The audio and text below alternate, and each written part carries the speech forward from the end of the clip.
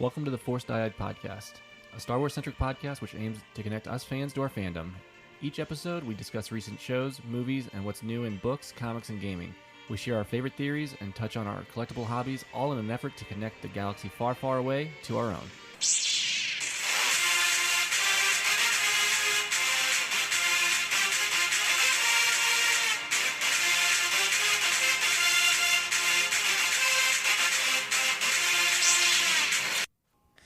And welcome to episode 10 of the Force Dyad Podcast. I'm your host, Obi-Sean, and with me as always is... Jedi-John. How we doing? Oh, doing great. Glad to be back in it again. Yes, exciting. Fun stuff to talk about tonight. We're going to recap episode 13, Infested, of the Bad Batch. Share a couple theories, talk to some story points that happened during the episode. Have a theory that stems from the episode. Yeah, I can't wait to hear it. That we'll share. That I'll share. Yeah, you're keeping me in the dark on this one. I like it. We'll do our oldest friend, which we don't have a whole lot to talk about tonight, so we'll do the Pykes. They'll be our oldest friend this evening. And then we'll pivot kind of to some High Republic talk based on the recent San Diego Comic-Con at Home panel that was last Friday, and talk a bit about the High Republic comics. And yeah, just a quick toy note after that. Yeah, finish on some quick toy notes, and then we'll see if we throw in a couple jokes at the end. I did bring the magazine tonight. Ah, yes, look at that. So we'll see if we dive into those or not. That's going to be good. Right. So before we get started, we'll plug our socials. You can find us on Twitter at Force Diet Pod, and then Facebook and Instagram at Force Diet Podcast. And then if you're looking for more than just a Star Wars fix, head on over to a sister podcast, Galactic Dads. They can be found at Galactic Dads everywhere. And they talk basically all fandoms, Marvel, DC, comics, video games. Yeah. You name it, they probably talk about it. A cornucopia of nerdism. Yes. So go and check those guys out. They do a great job. And and then when you're done listening to them, come back over here and catch back up with us. Yep. Yeah. That's well done. Yeah, thank you. And we don't even have like a lot of personal stuff this week. No, it's kind of it was a slow week. It was a slow news week in the lives of Obi-Sean and Yeah. Jedi-John. I was a little sick over the weekend, so I laid low. That, and it's been ungodly hot. Summer is in full swing now. It was, I think, 101 today. So it's basically miserable to do anything outdoors. So I sat inside most of the weekend, which was fine. So I don't know if you did anything of note. No, I worked. Oh, okay, fine. Yeah, I've been working a lot. It's just been a big work. Just stretch. We'll just call it a work stretch. Oh, I do have one neat thing to share. I did, for my birthday, I picked up for my birthday, I got my golf clubs regripped. Ah, yes. And so I got to pick them up today because I'm pretty sure that Golf Galaxy was tired of being a stocking house for my golf clubs. So that is the highlight for the last week for me.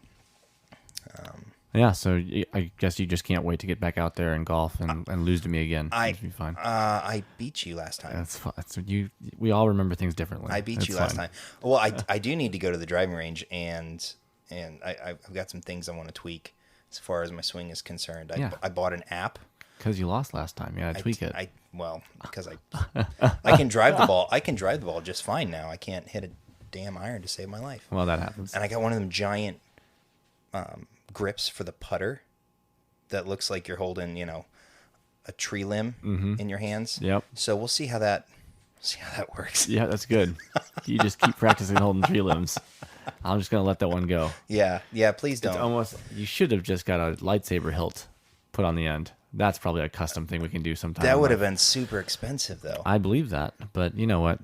Well, anything expensive usually worth it, right? That's how it works. Well, I saw. Speaking of lightsabers, I did see that I think it's Vader's Vault is re-releasing their Negotiator version 2 saber, which is the episode 3 version Obi-Wan's Nice. saber. Yeah, it starts at like $700. They did also announce that, just quick news about Disney Springs, they're going to stop selling legacy sabers in Disney Springs.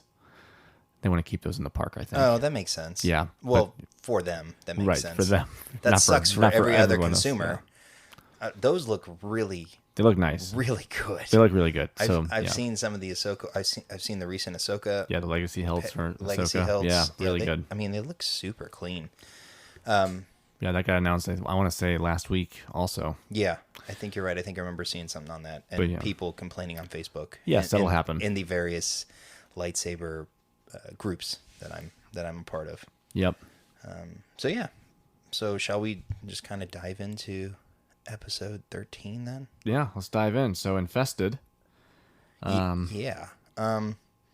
Well, let's start out by saying we kind of called it to a point. When we did our episode breakdown, we did say the only thing we could think of were The Geonosians, for the bugs. Geonos and bugs. The bugs. And they were bugs, they just weren't Geonosian.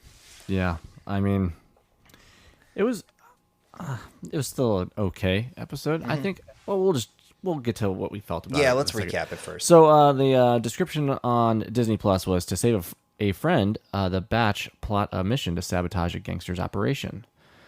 I'm confused after watching the episode on how it was to save a friend, because I don't think Sid was in danger of getting killed. So that's interesting. But anyway, the cast. Or are they referring to Omega as the friend? Oh well. Since she's I guess kept she was kept by the hostage. Pikes, maybe. Yeah, I don't know. Anyways. But boy, for one of these episodes, 6 people casted. That's amazing. D. Bradley Baker back as the Bad Batch, Michelle Lang as Omega, Liam O'Brien as Bolo and Pyke, Rhea Perlman as Sid again, Sam Riegel, Ketch, and Mask Guard number 1. Tom Taylorson played Mask Guard number 2, and Roland Durand, who was our initial villain outside of the Pikes this episode.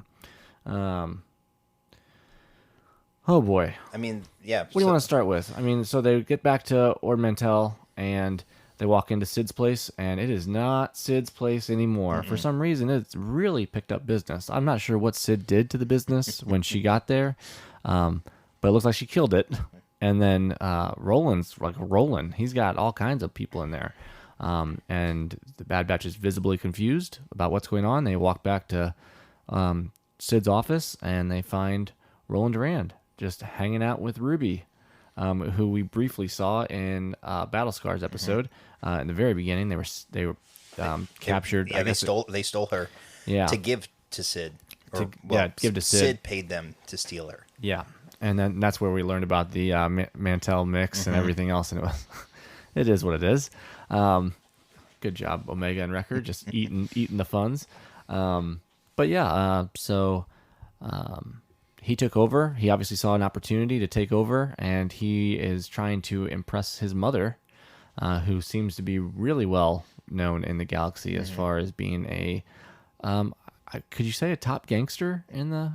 It sounds like it. I mean, there's no information on her. If you do a Wikipedia search, nothing. Oh, that is hurtful. Nothing really comes up. So it'll be interesting to see if they expand on the Durand crime family. Yeah. Well, now he's messed up. Is he part of the Bad Batch too? Does he get to join the crew because he's got a deformity? I now? don't I'm know just that kidding. he's genetically modified. I don't think so either. But yeah, so they find him, and he's just basically just like, you know what? We're just gonna. I took over. We're done. So the Bad Batch starts heading back to their ship.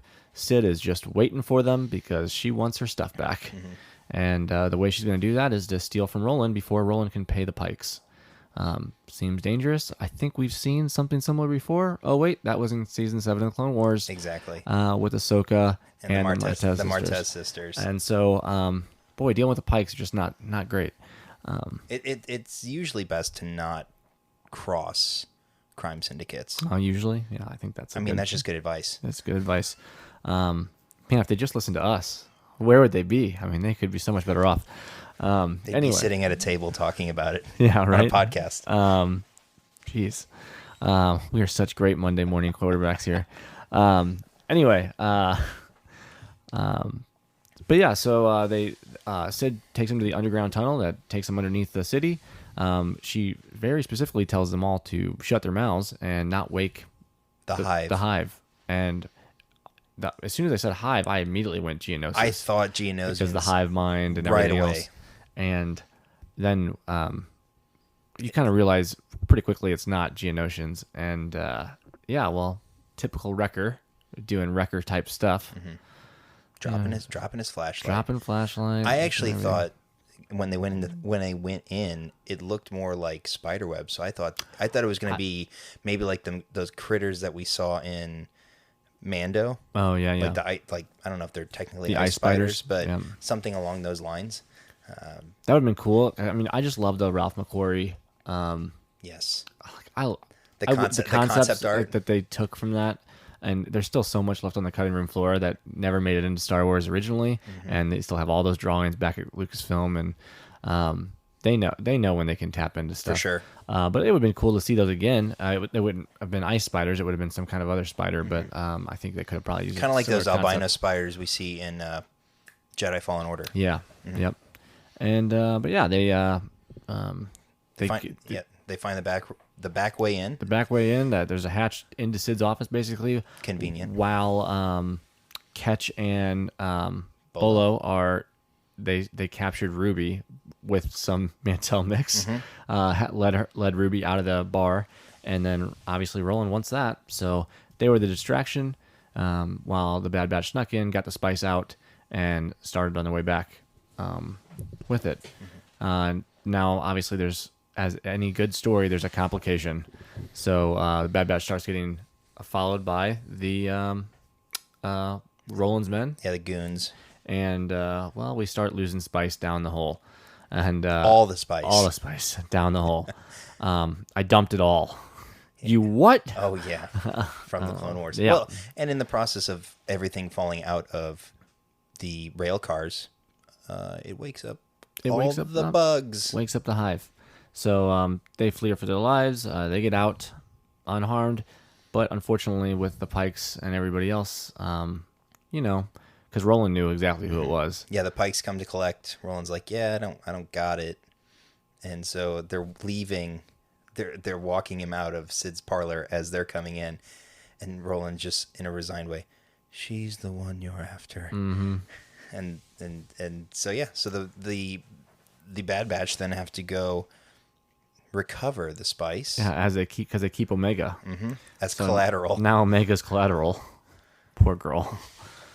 All she did was care about Sid, right? She was the only one who cared about where Sid was. Yeah, because she makes a comment. At least one of you cares, right? Because the Bad Batch were like, yeah, we're gonna go. So, anyways, yeah, they go back into the mine, yeah, back into the underground, and yeah, I mean, they find a way to get the spice up. They hook it all up. What do you know? They wake up the hive again because, well, why not, right? But they do get out. They deliver the spice back. Roland's a failure. So he gets a horn cut off. And, and it was kind of cool seeing Omega kind of stick up for Roland. The compassion piece of somebody that was their enemy at the beginning of the episode. Boy, how things change real fast as they're tied up together. Right. And yeah, it was just interesting. And then he even mentioned how Ruby liked her, and Ruby doesn't like a whole lot of people. Right. So yeah, Ruby took to her quite easily. It's that classic, if my dog likes you, you're probably not terrible. Exactly. Yep. And you could see Roland was just in that state of defeat also, where he was just trying to impress Mom and make a move, and the move failed miserably. And so, yeah, it was what it was. He kind of just resigned to defeat, and by the end of the episode, he was just walking away on his own. And Sid was in no worries. Sid just took over her bar again, and that's where we left it. Things are seemingly back to normal? Back to normal, quote marks. I guess we'll see what happens with the next... Well, we've got 3 episodes left. Yep. So... but yeah, so that was it. Rating? My rating, or what I think IMDb is going to rate it? Oh, we'll just take your rating. So, it was not my favorite episode. I will say that. I'm going to probably give it... I'll give it like I'm going like a 7. Yeah, 7, maybe 7.5. I was gonna go like 7 too. Just because 7.3. I still enjoy the characters, and we got a little bit from Omega, but nothing crazy. After everything that happened with the last 2 episodes with the Ryloth arc, Yeah, and Crosshair going, I'm gonna go hunt them down. I expected to then pivot to this seemed, and I said it on Twitter, it seemed just really out of place. Yeah. Now, I will say, when I get to my theory thing, if it's everything has a purpose, right? And the Raxus episode, everyone was like, "Oh, that's really boring." It's pretty to look at, but you mentioned it last week. The back-to-back episodes to see how 2 senators under the same situation reacted totally differently. That was the purpose of Raxus, was to set up for how Senator Taz, in cahootsness with the Empire, would go so badly, right? And what happens when you get in bed with the Empire, right? So there has to be a reason for this episode. It can't just be a throwaway. It doesn't make any sense. And so for me, thinking about the long game, it's probably like a 7.3, 7.5, somewhere in there for me. I'm thinking it's long game because I think we see Roland again as an ally next season. I think they go back to him, and they might introduce Mom, because she might be a crucial ally for them at some point to help. Right. Like, oh, we need help, and who do we know out here? And then all of a sudden, the Durant, we've ran into them before. It's like Cut was at the very beginning of this season. Maybe Roland will be that person later on. Could be. So you're going to give it a 7? Like 7, 7.5. All right. How did IMDb crucify this one? Well, yeah. Well, you know how everybody loves filler episodes. And I don't really call things filler episodes per se, but I don't either. This was very fillery. The lowest rating so far this season. I'm going to guess it's probably like a 6.6. That's exactly what it was. Is it really? A 6.6. And you know what? what? Why? Because it's Execute Order 66. Oh, and so everyone's keeping it there now? They have to keep it there. Yeah, no one's going to touch it now. I mean, just stop waiting for the characters to show up and appreciate what's going on. That's literally what one of the people said in one of the reviews. Was that a positive review? It was an 8, so yes. Yeah. But the other ones are just ripping them. It's just back to filler, completely pointless. And that's the thing. In the arc of the current story, it does seem utterly pointless. Yeah. But they have to be setting something else up. Introducing a new character for some reason. Like and Roland and reintroducing another. The Pykes and everything else. Yep. Once again, nothing happens. The 10-star reviews have to be bots. Some of these are just funny. I mean, it is what it is. It's like reading an Amazon review. Yeah. And half the comments or the reviews have nothing to do with the item or product it's supposed to be reviewing. I will say that this actually, they gave it 2-star, but we knew what was going to happen last episode. We knew they were going. Literally, the title was "Escape from Ryloth." Like rescue on Ryloth. Yeah. Sorry, but like we knew that they were going to be rescuing the family that had just got captured. We knew that, but this one just says the last 2 episodes, bullet pointed. Begin the episode, Hunter. This is none of our business. Let's go our own way. Omega. But we have to do it. Hunter. Okay. Fine. So that's kind of funny. I mean, it is what it is. This episode, though, he didn't even need a properly strategized plan of attack. No, Sid just said this is what we're going to do. Sid goes, yeah, and I guess they're still beholden to her for some reason, other than she did point out the fact that she's really good at keeping their secrets. Oh, yeah, it's another threat. I'm really good at keeping secrets, don't forget. But at this point, they've interacted with so many people that know what they are. Are her secrets that she's keeping of them very, that valuable anymore? I don't know. If I was Saw Gerrera, I'd be selling them out. To who? Get that money. To who? Anybody who wants to pay me. Well, he doesn't know where they are. Well, maybe he knows where they are. No, probably not anymore. Anyways, the themes, you kind of already talked to Omega's compassion Yeah, I both mean, for Sid and for Roland, who, again, both aren't what you would consider the most upright citizens. last episode it was Hera. You know, so uh, we continue to see this compassion. And last episode for Hera, well, we already know her to be a hero for us, so that felt good on our side. But really, Omega does not know them. The first time she met him, they were selling them guns and weapons for a potential battle or war, Yeah, like an uprising. So like, all Omega knows about Hera is that she was part of this. But the compassion for my enemy is just, it's intense, and it's different as far as Star Wars goes, outside of the family aspect in Right. most cases. If you're the enemy, you're the enemy. So, and we saw it in like Mando and stuff like that, like and Rebels and every movie outside of the family aspect. Yeah, outside of Luke saying there's still good in him, Yeah. and Rey seeing the good in Kylo. good in Ben. So, Amazing that we have another character that can see the good in others that other people might not be able to see. I'm still leaning Force sensitivity. I'm still doing it.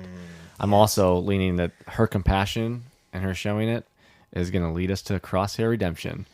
which would be a nice full circle thing, because she was the only one who understood what he was going through in that cell during Aftermath. I mean, she knew about the chips, and I think that takes me back to that cell scene when she told him, I know you have to do this. I don't want you to, but It's almost like she could see the future. it's almost like she knew that there was an inhibitor chip still in him, so she knew that it was playing with him a little bit, and also I still think there's still some Force sensitivity. So Yeah, I think he's gonna. I think his redemption arc is for self-sacrifice to some extent. I mean, yeah, can't wait to see it. We have 3 episodes to Three episodes to figure it out, or more. You never know. He might stick around for season 2. There better be a season 2. Well, he's not going to be the villain, the big baddie at the end of this season. He can't be. No, it's just the Empire. Or do you think they're going to turn it to the Kaminoans? This leads into my. Oh, theory. good. We're going to get to your theory. Do you want to talk about the bugs? I don't think there's anything to talk about the bugs. Yeah, other than the Earlings.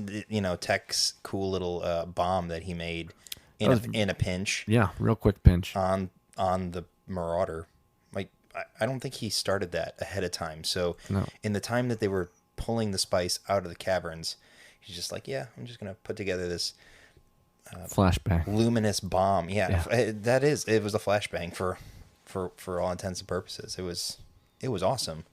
I didn't know what was going to happen there as they're coming up out of the chute, because at this point there's really no guarantees with anyone. Yeah, I mean you could have ended Sid there. Yeah, you could have also ended Wrecker there. Exactly. And with Wrecker being all afraid, he could have easily fallen down, and anyways, that didn't happen. But yeah, the Earlings, they're nocturnal and sensitive to the light, so kind of like the worm thing, the dragon on the moon.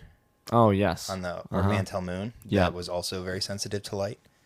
So clearly the sun doesn't. I mean, the sun's out. So, but they're cool. They're cool critters. Terrifying, I would imagine, but cool nonetheless. I imagine. All right, theory time. Go for it. Theories. Okay, so I put a poll out on the Twitter about whether or not people thought there'd be a season 2. And if you did, what were you hoping to see? So my long game thought of reintroducing the Pykes goes a little something like this. The Pykes we last see are being told by Maul, as part of the Shadow Collective, to go into hiding. And, you already talked a bit about it being involved with the Martezes and the Spice Run and all that stuff. They've been doing that for forever. And so they have a attachment to Maul. And now pivoting to Crimson Dawn in Solo, which is probably 10 years-ish, 10 or 12 years after our current timeline. So, and the Pykes are in there as well. Now, they're fighting against Crimson Dawn, but there's nothing to say that they couldn't be involved with them as part of some sort of syndicate, or well, they are their own syndicate, but as part of a new collective that, because Crimson Dawn was part of the Shadow Collective, because we see Dryden Voss in that scene at the end of Clone Wars Season 7. And again, the Pykes are there too. So you have that connection to Maul. Throw it forward to what we've seen recently in the War of the Bounty Hunters, with Kira and the bringing back Crimson Dawn, meaning Crimson Dawn never left, and it confirms that Kira takes over Crimson Dawn from Maul, because we all know Maul dies in Rebels finally.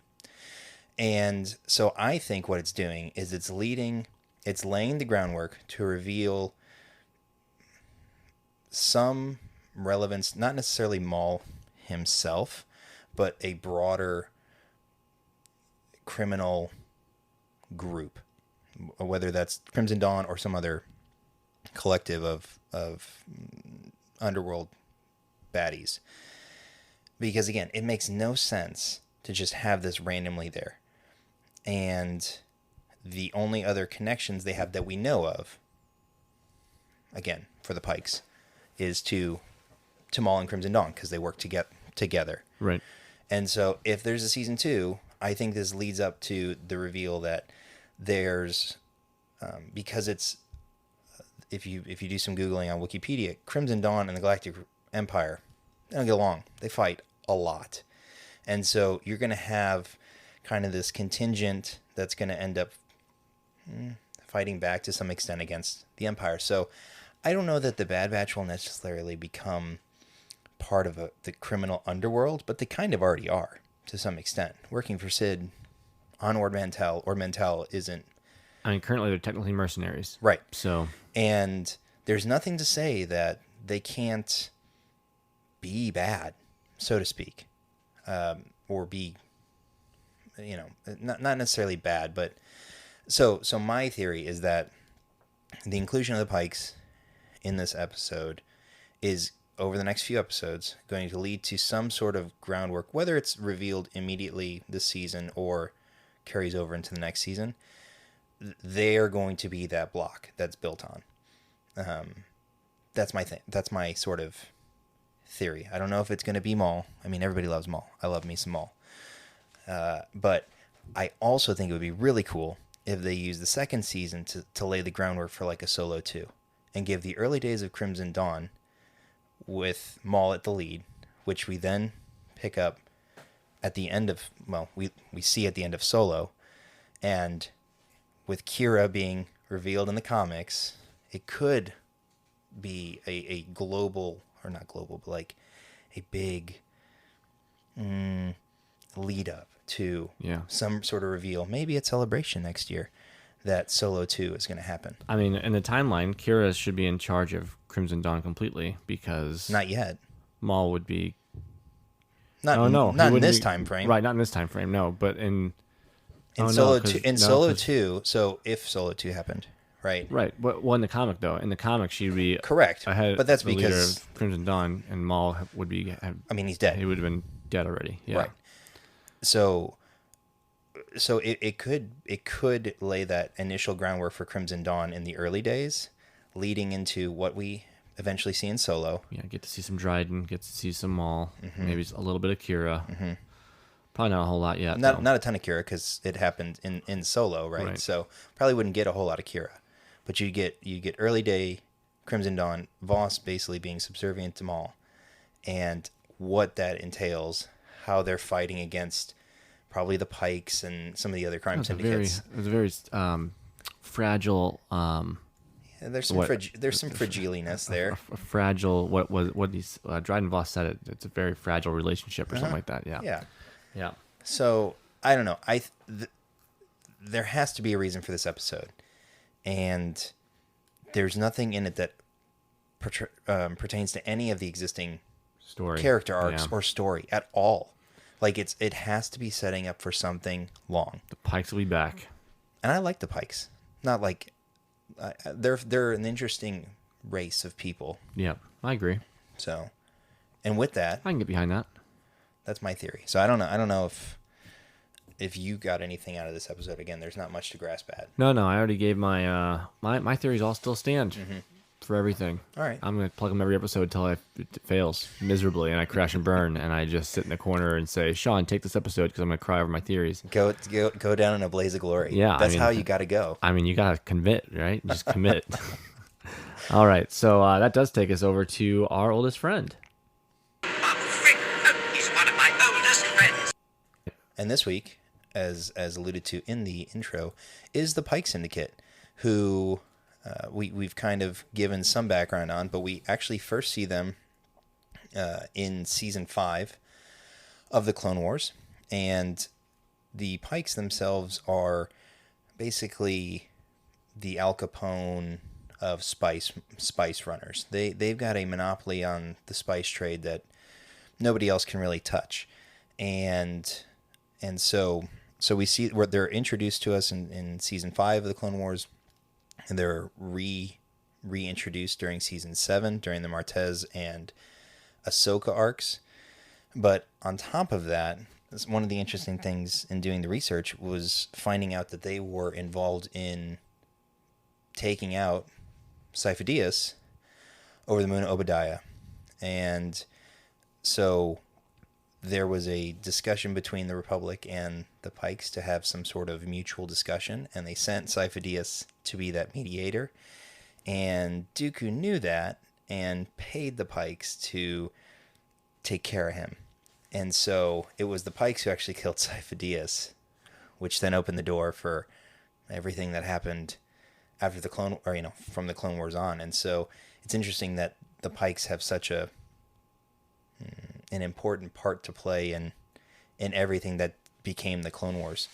But as we said earlier, they're seen in Solo. So, doing the same thing. They're running spice, they run the mines on Kessel. It's medicine. Yeah, right. And they run the mines on Kessel, as well as a couple other planets that escape me right now, or systems that escape me right now. But forcing Wookiees into slave labor to do the mining and everything like that. So the Pykes are a well-established crime syndicate. As again mentioned before, they were part of the Shadow Collective that Maul was running, which included Black Sun, Crimson Dawn, and the Hutts briefly. And so which is, I think, why in the War of the Bounty Hunters, I mean, it wouldn't surprise me that the Hutts would know who Crimson Dawn is, but they know who Kira is. And so, but anyways, I'm digressing. But the Pykes themselves,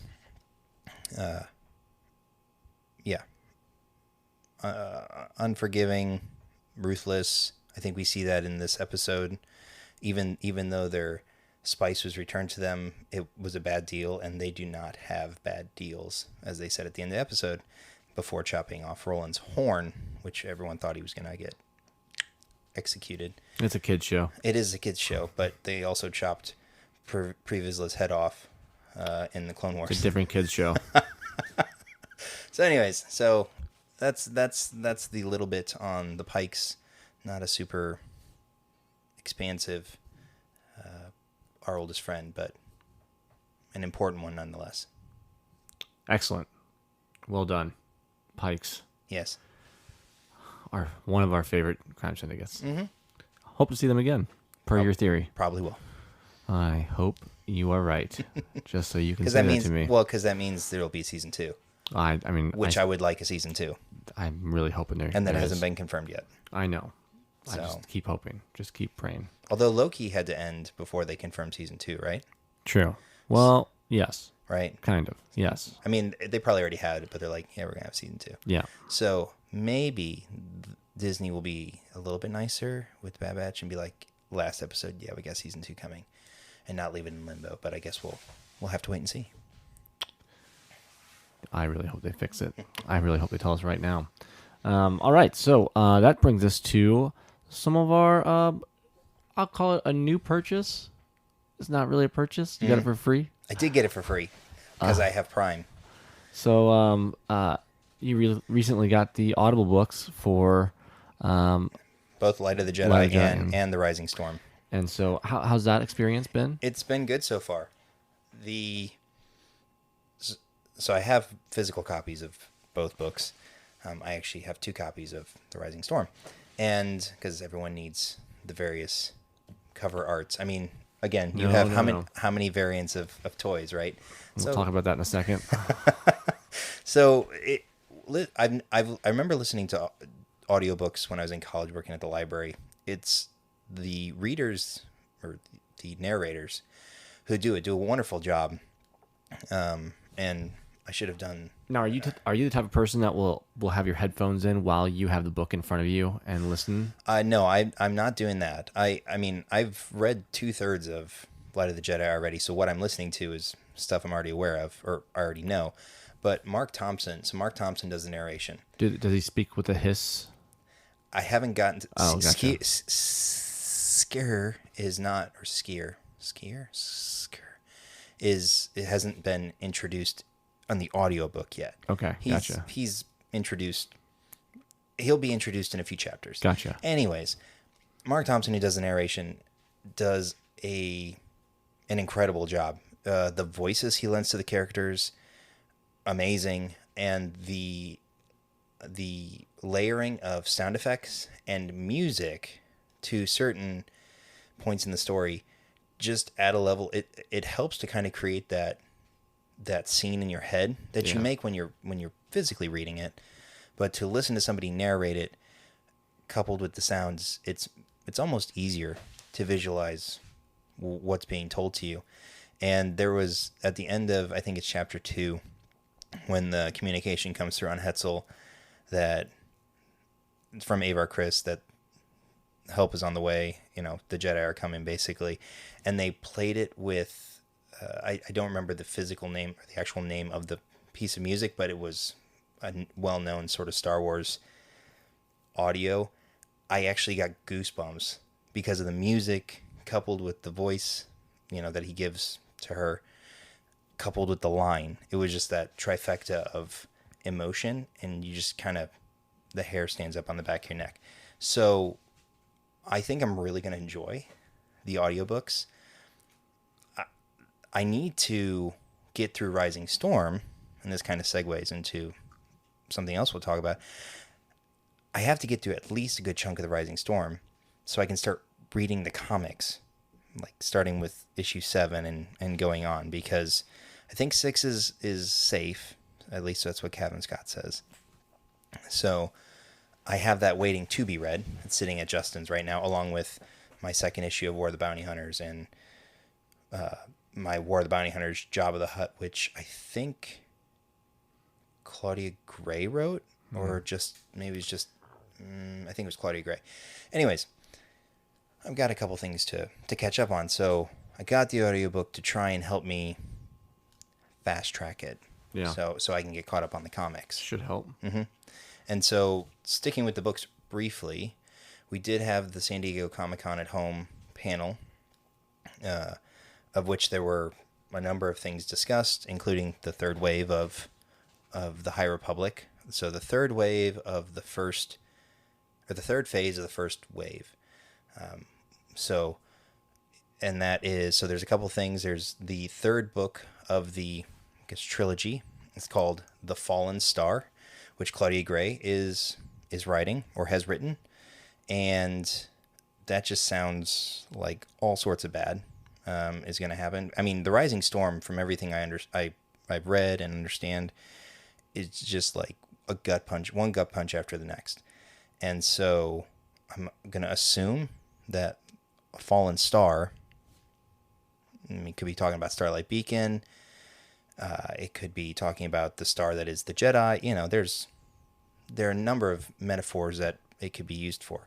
So it'll be really interesting to see what happens with that. And then there's an audiobook that Kevin Scott wrote called Tempest Runner, which he described during the panel as, in one sentence, Lorna D behind bars.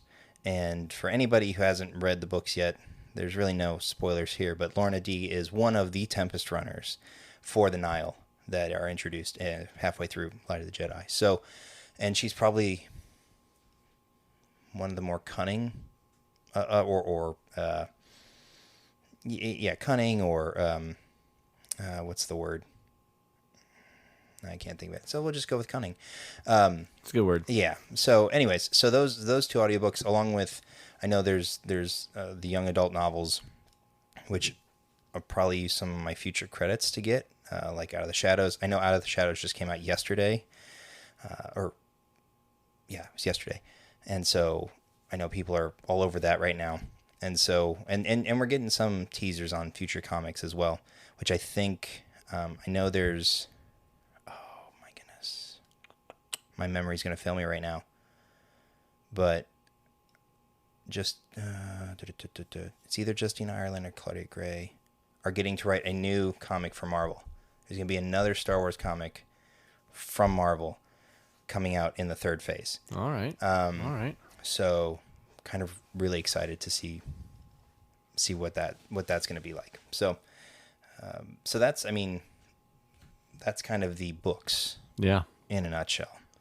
So I don't know if you want to talk about the comics more in depth. I feel like we need to lend time to that. Like do a full or most of an episode for it, just because there's so much to cover in them. Mm-hmm. Like brand new characters no one's heard of.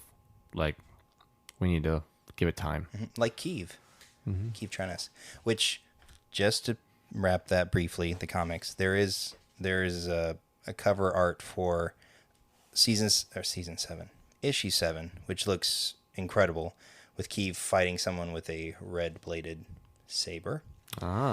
And so I believe issue 7 comes out. Is that an unknown figure with a red lightsaber?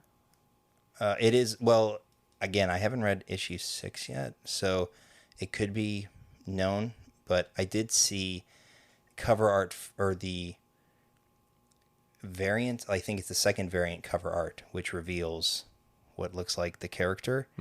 And yeah, he doesn't look very nice at all. But then a few weeks ago, Kevin Scott shared the cover art for issue 9, which shows Kiev in what is most certainly Nihil armor. So yeah, the next few issues are going to be intense. I mean, the story is already starting to pick up and through issue 5, and I know issue 6 is going to be a continuation of that. So, and if it ties in with stuff that's going on during the Rising Storm, and I know that the Rising Storm is all over the place as far as your emotions, it's going to be a lot of fun. So I can't wait. Excellent. So that will wrap our novels and print media. I'll take you to the world of toys real fast. Toys. Walmart had some pre-orders last week. They released Mace Windu, Grievous, and the ARC Trooper from the old school Clone Wars. I'm gonna forget the animation department right now. Oh yeah. But it was the original one. Yeah, it was like that Samurai Jack type style animation, and I cannot remember the animation. You keep talking. I'll look it up. But anyway, so they launched those as our Walmart exclusives. Pre-orders went up and back down in about 10 minutes. And so I only got an ARC Trooper. So if anybody out there has a Grievous or Mace Windu that they want to send my way, I would appreciate it. Is that are those Black Series figures, or are those the white 6-inch Black Series figures? Okay. Yeah, I don't know what kind of packaging they have. Walmart decided to, well, it's not just Walmart. Hasbro also had just a animation still of the character and told us it was an action figure. So we don't know what it looks like yet. So we're just pre-ordering stuff to pre-order stuff now. Really awesome. That's really where you guys are at as collectors. You're like, I don't care what it looks like. I have to have it. I need it. I have to have it. So similar to this week. You're like junkies. Yeah, it really, Hasbro just keeps feeding the addiction. Exactly.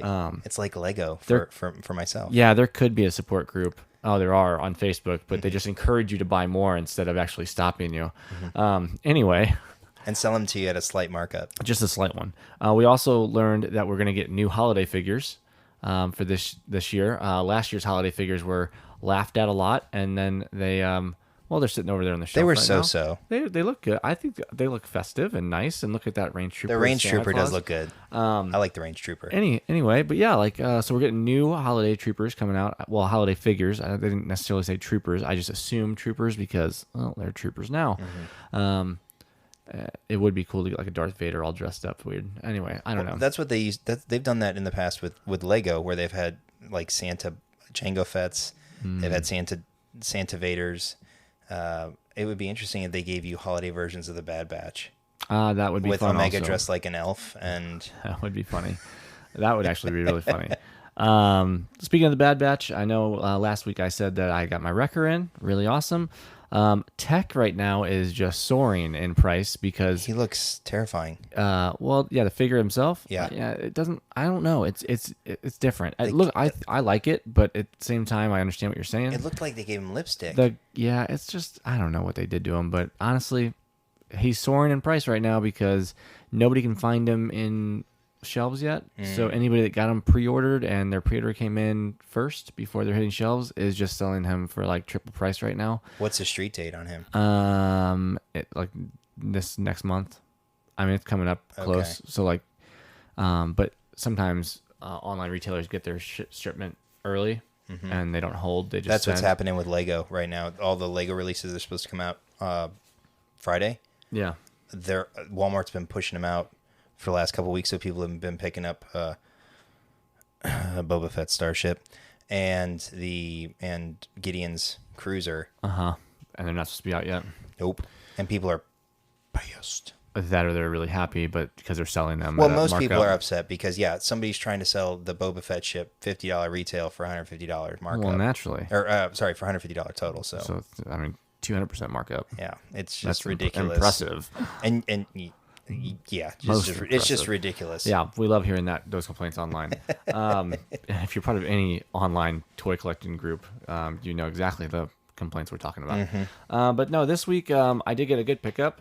The prototype multicolored Boba Fett in the vintage collection, or the retro collection technically, came out. This one, it mirrors the Darth Vader retro one that came out with the multicolors. It was a Comic-Con exclusive figure from 2019, I believe. It's currently on second market value for like $93 to $100, somewhere in that ballpark. The Vader is. Okay. Yeah, Boba Fett just came out Sunday. There are 6 different variations of him. I have 4 sitting in my basement right now, and 2 more being held for me by a friend of mine. Thank you. But a lot of people would just say this is the biggest cash grab I've ever seen in my life. They made 6 of these things, so you would have to buy 6, and you're absolutely right. But they do retail for about I think it's $12.99 or $13.99. I can't remember. And they are in the aftermarket already for around $55.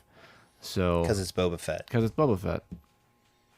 The figure makes no sense at all. It's a rainbow. Well, I don't understand why they didn't give him his pulse rifle. I don't know why they gave him his little. I mean, he's supposed to be based on the holiday special Boba Fett, right? Well, this one technically is just a prototype edition one, which did not have that rifle. It didn't have the pulse rifle. Yeah. But still cool.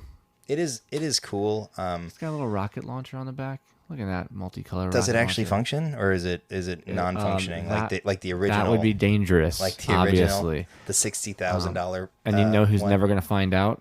Me, because I'm never going to take it out of its box. You're not going to find any extra ones. I'm not. No I comment. mean, it looks posable, so you could have like a shelf with all of them posed in different configurations. You're right. There's 5 points of articulation on this figure. Yes. They could give each other high fives. They could. Cool figure though. I enjoy my Boba Fett stuff. I mean, I've got a whole shelf dedicated to him in my room for him.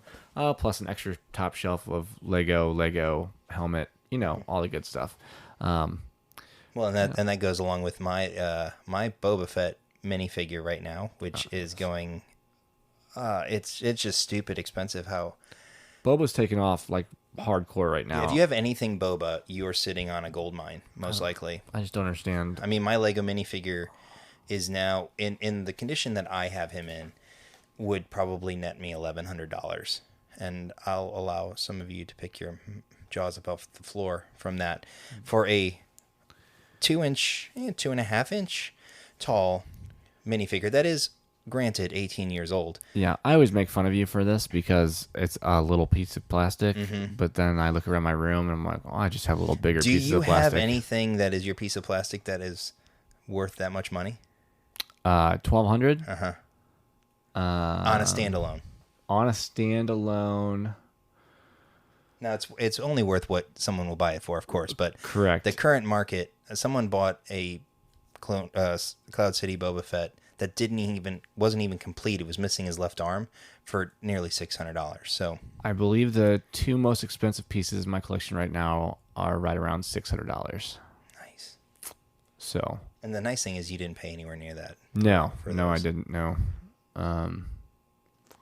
Yeah, I'm trying to think if I have anything else that's more expensive than that. But yeah, that's the fun part about collecting, because now the price is astronomical, and I don't want to sell it because I want to hang on to it because it's cool. It's the first printed armed Boba Fett it was the second printed arm figure that Lego ever did after Greedo. Greedo was like the trial run to see if they could do it. I also have one of him, but he's not like Boba Fett. And Boba he's all full arm printed and came in one set. The Luke from that set is almost $300. The Lando from that set is $250. Like, figures from that set are stupid expensive right now. It's just crazy. And it's just fun to have them in my collection and stare at them. And, the last thing I will add about my collection is that I have bequeathed one of them, a piece of them, to my son once he is older. He has chosen Phase 1 Commander Cody as his... I let him have a pick of any of them, and he picked the orange one. So I was very proud of him. So he's getting my Commander Cody. That's a good choice. Yeah, and it's a relatively cheap one. So yeah, which makes you incredibly happy. I was like, please don't point at Boba Fett. Please don't point at Boba Fett. So that's my godson. You gotta pick Boba Fett.